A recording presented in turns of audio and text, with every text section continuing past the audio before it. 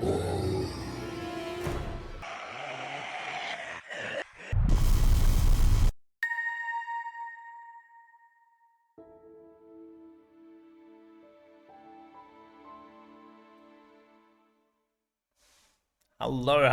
everybody. Welcome to another podcast from Space and Time. I always forget the name of what we're classifying it as. What are we classifying it as? Reading Space and Time, like reading Rainbow.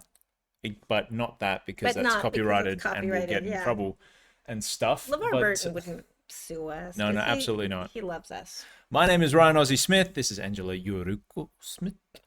Angela Yuriko Smith. And today we're going to be talking about a couple of poems, a couple of stories coming out on issue 153, yes, or that have come out of issue 153. Yes. And before we get started, I have a show and tell, because I know Ryan loved the carrot so much, and there's been so many mentions of it. Really? So Why has there been so many mentions of the carrot? I don't think... People are just really curious as to why there was a carrot on that one podcast. So. And you can say, yeah, it's clickbait, and I'm holding up random pieces of fruit, so then you will listen to our podcast about writing. This is an eggplant. So that was a show and tell for today.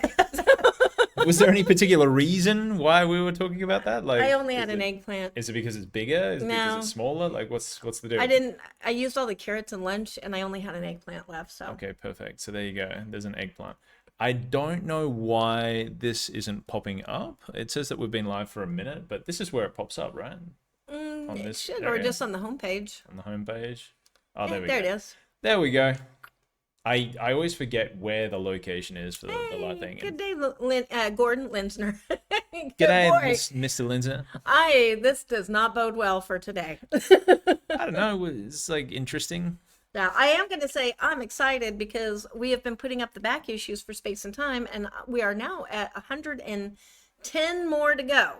Actually, 109, because we have 99, which is Gordon's last issue as editor-in-chief. But I want to get all of Hildy's done, and then moving on to Gordon. So I'm very excited. We're moving that way. They're coming. Okay. You said like 110, and I was like, oh, you've done 110? No, 110 more to go. Yeah, 110 more to go. There's a lot of issues of Space and Time. Yeah. I know. Remember, I was up in our spare room going through boxes and boxes and boxes, so then we could get them sent out to get scanned initially. Because, I remember going through we had a lot of back issues, and I was spending my weekends going through boxes and boxes and boxes, because some of them were like, oh yeah, it's like 126 or something like that, and there's like 3 boxes of 126, but randomly there'd be like several other issues inside that 22. Box because of things. So I went through every single box and categorized them, and you remember we had like a freaking warehouse up in my spare bedroom area upstairs that used to be my recording room. Magazines, and spiders, because we lived in Kansas City, so and a house that was 123 years old, and there was a lot of brown recluses in that house, and they loved those boxes of magazines.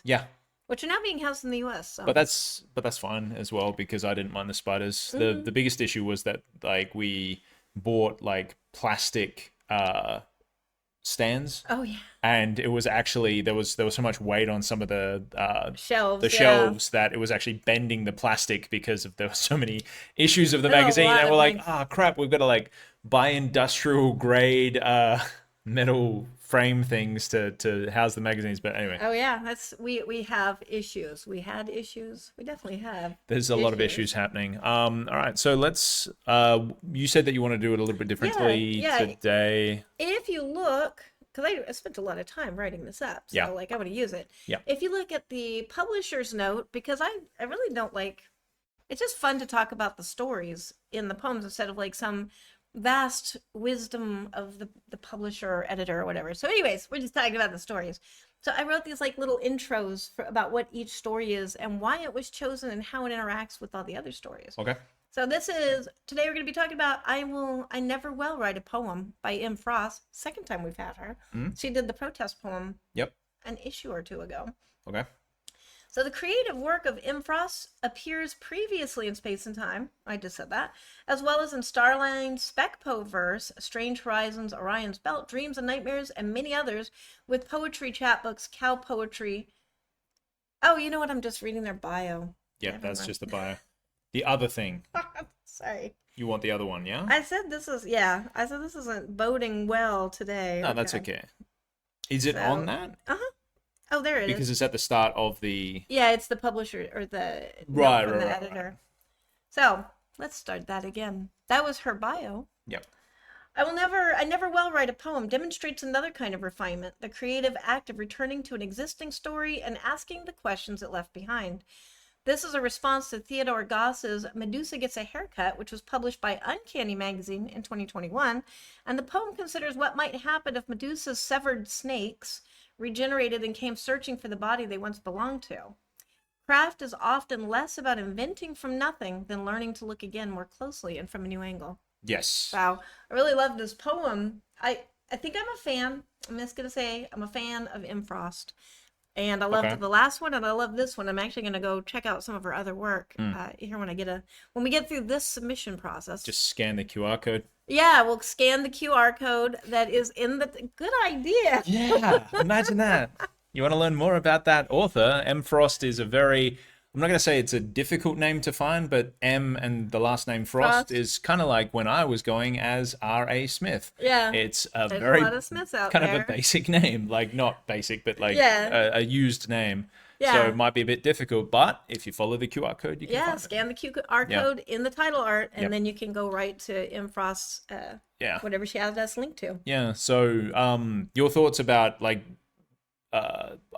we could talk about the poem. I was thinking more along the lines of you said, like, existing work and transitioning it or thinking about it in a different way. I think I agree with that. I think there is, everything has been written underneath the sun, and it's good to try and make something out of. I'm trying to find a way of saying what's unique is our perspective. Yes. Nobody has our perspective. You won't write the same way about something that I would write about it, and that's where the value of it is. Yeah, I agree with that. Thoughts. We all have our own lens, our own pains, our own, ego things, whatever. Our human things, those messy, obnoxious human things that we all are. And thought of the day, you cut off Medusa's hair and it grows the snake, and et cetera, et cetera. The same question has been asked about worms. If you, because you can cut a worm in half and then it can sometimes survive and then regrow its leg. Which one's the actual worm?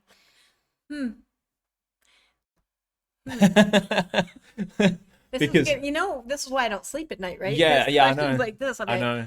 There's also things with Deadpool in the comic book series, because he has massive regeneration.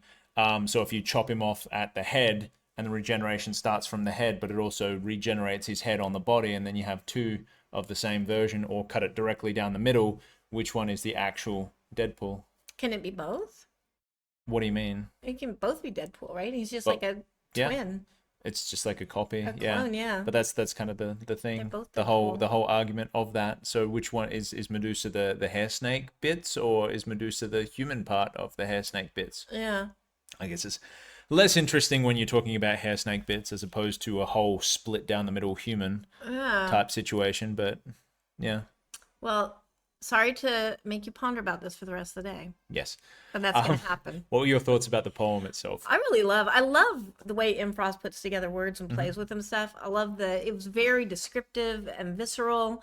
The little fleshy snake stubs, just sticks in my mind as a horrific thing. And when I ever think of Medusa, yes, I guess I think of her in the classic way of like, a bunch of snakes, but you don't think of the connection of the snake to the scalp, and how does that even work, and what does she look like if they all get cut out? You know what I mean? Like, there's just a lot of new thought processes, new observations from this one very simple short poem. Yes. So that's kind of why I think I like M. Frost, because I don't have a lot of time to read anymore, and she just gets in there and smacks you, almost smacks you. I like to be smacked with poetry. Yeah. Smacks you with that, like, likes the violence. Here's what you're gonna think. bam, here's a new perspective. Yeah, So and new perspectives are always a good thing. I agree. It's Yeah. always awesome to see things from a different perspective. yeah, And learn new things. But yeah, I really enjoyed it as well. Yeah. The descriptions and the way that it kind of folded back in on itself and finished nicely. It was really Yeah. enjoyable. yeah, a way to connect to another poet and magazine, I'll say, from Uncanny and Theodore Goss. You Yep. know, kind of like art, making art, making art, making Yes. art. Alrighty. Leads perfectly to this one. To this one. Alrighty. You said that you wanted to read. Oh yeah. Mostly because I spent so much time writing these. Yes. Y'all get subjected to this because I spent time doing it. In Domenico and Attianese, it's Italian. Yes. Domenico Attianese. A better tongue, precision is power. Purchased through surgery and paid for with memory, sensation, and identity. Mara seeks the perfect instrument for translation, but each exact word takes something from her until she can make everything clear except herself. Mastery always carries a cost. The danger begins when the maker becomes indistinguishable from the tool. Which I kind of think is a lot of the whole AI thing too. Like, Yep.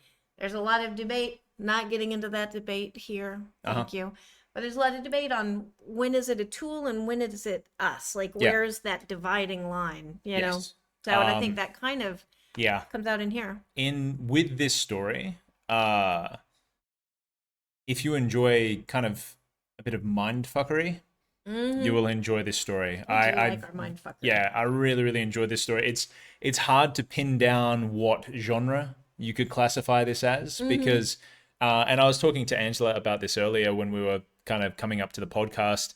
It's science fiction meets fever dream meets a bit of horror meets I don't know, poetry meets philosophy meets like it's so many different elements kind of like layering into it.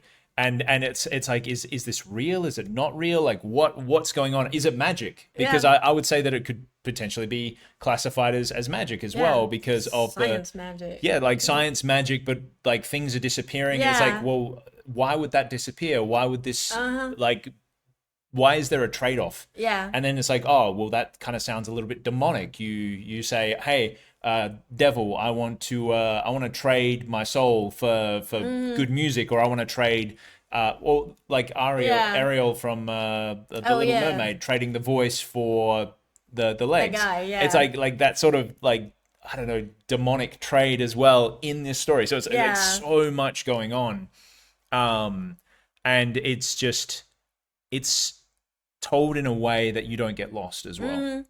So you know exactly what's going on.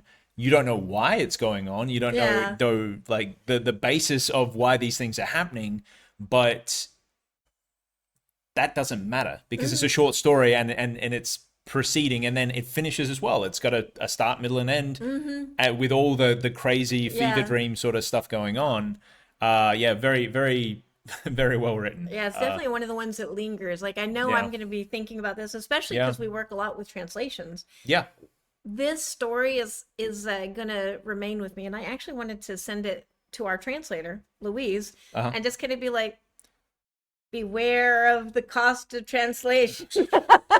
Well, wait, no, don't, because we really like his translation services. I will also say that, like, with this, and when it does come down to translating it into a different language, it's going to be difficult because the verses, when I say it's poetry, there are certain verses in this that are just ridiculously good. I want to see if I can find one that particularly spoke to me. It was the one to do with love, but I might not be able to find it, so you can keep talking about you're looking for that. One of the things I really loved about this story too is not even just the translation, but the cost of creation. And I guess that's why I kind of think of the AI with it. And just us as creators, anyways, when you are obsessed with something and you're writing it, that's a good idea to search it. Well, I searched it and it's right here in the center of the thing. That's what I was laughing at. Yeah, just the cost of, like, when you're writing something, you're giving up.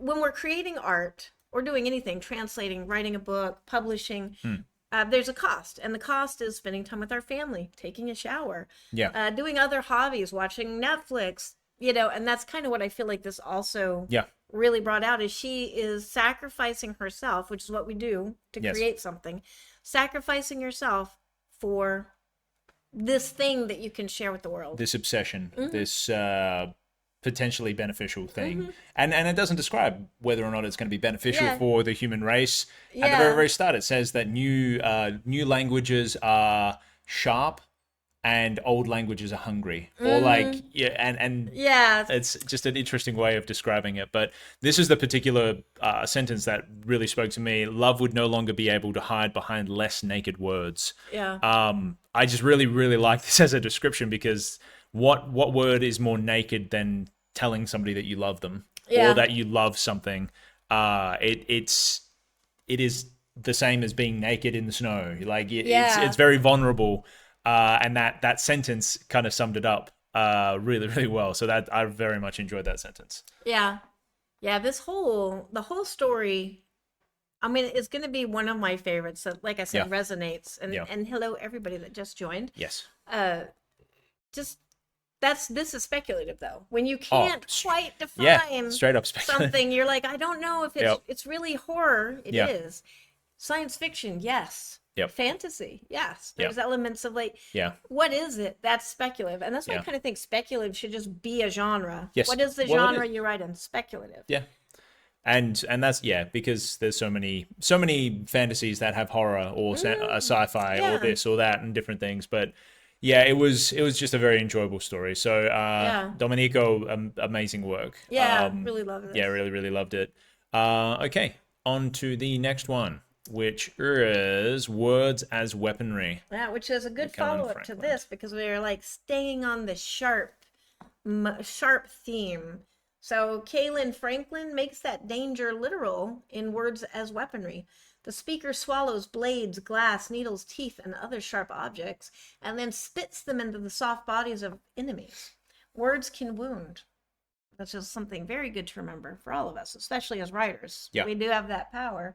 Words can wound or build, and those of us who work with language should never pretend otherwise. Sharpening our craft also means accepting responsibility for where we point it. And that's really what this poem summed up for me, is like that power that we wield as writers and wordsmiths and artists and creators. And then making sure that we are using those words to build something, to point them where they need to go, instead of just randomly lashing out in anger with no purpose. Yes. Because we can just program bots to do that on Instagram. Program a bot. Just program a bot, then you're going to save more time out of your day and all that visceral, and you can just do poetry or let bots do hate, because then it doesn't affect you. Bots against bots, and then just ignore social media. They can have their own conversation. They can just have hatred towards each other. That's perfectly fine. It's wasted time and money anyway. So But really amazing. Really amazing poem. I will say I don't like eyes when they're not capitalized. But I know that's a creative choice. But I will say the same when the title isn't title case. But I always like, everybody's going to think I did it wrong. But it's important to honor what the poet wants. So. Yes, absolutely. And for in that case as well, guys, if you ever come across something and it's not grammatically correct, there's many reasons why it's not. Just like if anything in like a book and it doesn't make sense, it was magic. It's magic that happened. So don't send us stuff. Language is here for us to break. We master it and then we break it. Yes. And we form it for all those who don't have English as a first language, so that they can be super confused. Have fun translating all this, Louise. Absolutely. All right, Working as Intended by T.H. Mercer. All right, this is one of my favorites too. I think they're all my favorites, but T.H. Mercer's Working as Intended presents creation itself as an ongoing design problem. When humanity develops an unforeseen appetite with devastating consequences, the cosmic architect moves through denial, anger, attempted restrictions, and finally, transparency. Rather than remove choice, he makes the full cost visible and leaves the decision with the users. Revision requires humility, the ability to admit that what we made is not behaving as we hoped, and that we may need to change alongside it. Yep. Yeah. But that's what I found this story so charming and warm and funny and such an alternative way to look at a very old story. Yeah. In many ways. Just very fresh, and I really, really liked it. Yeah. It is there's a little bit of warmth we try to put in every issue. Like we try to balance it between devastation and shock and all of that. And this is the warm spot, the warm, loving spot, in my opinion. Yeah. I didn't get that, but I mean, it isn't horrific, and in not being horrific, I guess it is classified as warm. We're not talking about cutting people up, etc., etc. It doesn't say blood one time. It does. That being said, there are natural disasters from little like varieties of anger from the beings in the story. So I would classify that as, oh well, True. let's delete the human race because it's not acting the way that we want it to. I think we all think that sometimes. That's why I'm not thinking necessarily warmth as the description, but it definitely is an interesting take. I really enjoyed it, and I will say, yeah, it's kind of comedic in its in the way that the main characters are bouncing off of each other and describing something that you're like, oh, okay, this is kind of a big deal, but you're acting like it's a little bit of bad code or something like that. I'll just delete it. Yeah. Maybe that's how computer code feels. Like when we're like, Yeah. I don't like this passage, I'm just deleting it. Maybe we have annihilated. You're destroying things, and Something, if it's not working correctly. I also think it's definitely a vegetarian piece. Oh yeah. Yeah, ironically, I am I guess officially vegetarian now.